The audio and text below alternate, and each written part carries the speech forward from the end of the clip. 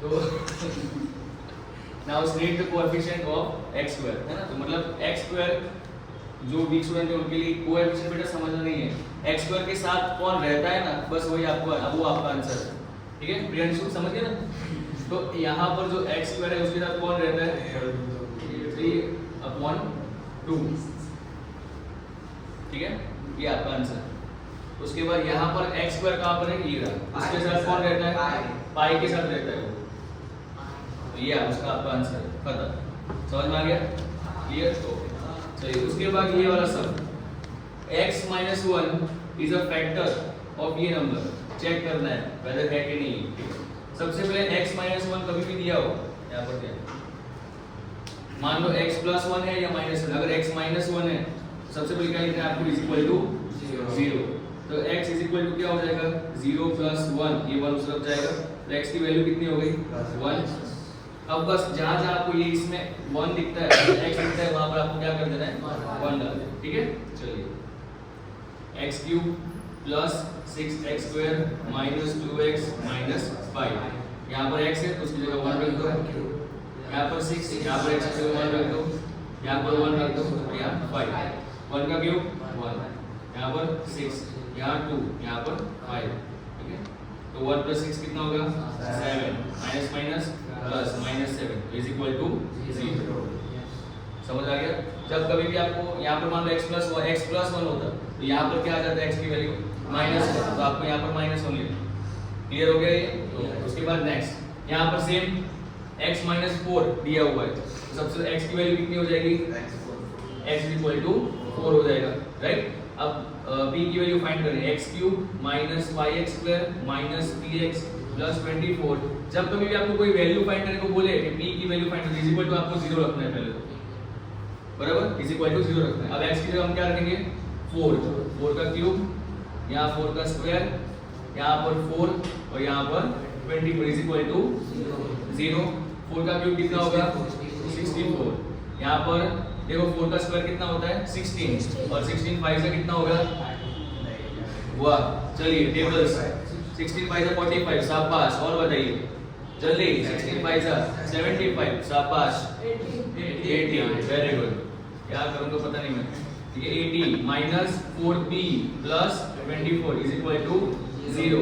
अब सबसे पहले 64 को 24 को प्लस कर दो, कितना होगा 64 + 24 कितना होता है 88। 88 - 80 इज इक्वल टू -4p को उस तरफ ले जाओ, कितना हो जाएगा 4p। 88 - 80 कितना होगा 8 इज इक्वल टू 4p। तो p की वैल्यू कितनी हो गई 8 / 4, 4 2 = 8, तो p इज इक्वल टू कितना हो जाएगा 2 हो जाएगा। समझ में आया है ना।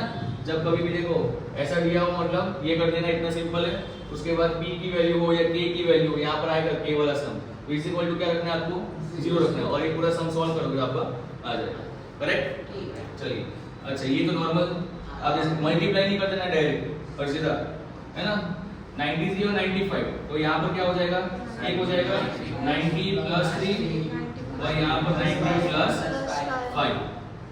उसके बाद नॉर्मल पीछे वाले जो सम किया था ना उसका, सबसे पहले 90 और फिर ये ब्रैकेट 90 + 5, फिर +3, यहाँ पर 90 + 5, 90 to 90 कितना हो जाएगा 8 1 1800, वाव 1800।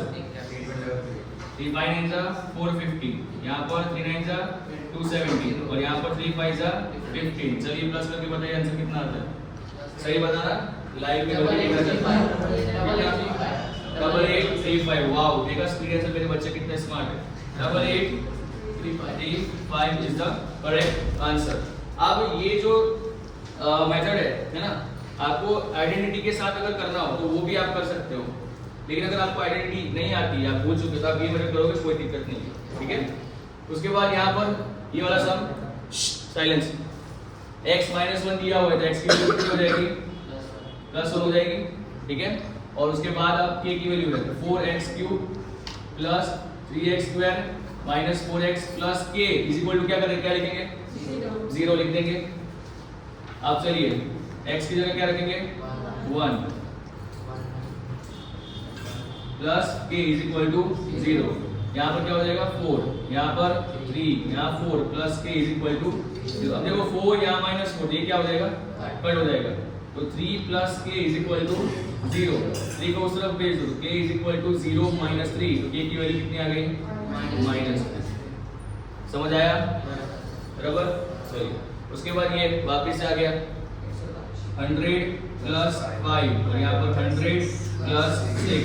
सबसे पहले 100 लिखो, उसके बाद ये ब्रैकेट लिखो 100 प्लस 6, फिर प्लस 5 लिखो और उसके बाद ये वापस ये ब्रैकेट लिखो 100 इंटू 100 10,000, फिर यहाँ पर 600, यहाँ पर 500 और यहाँ पर 6।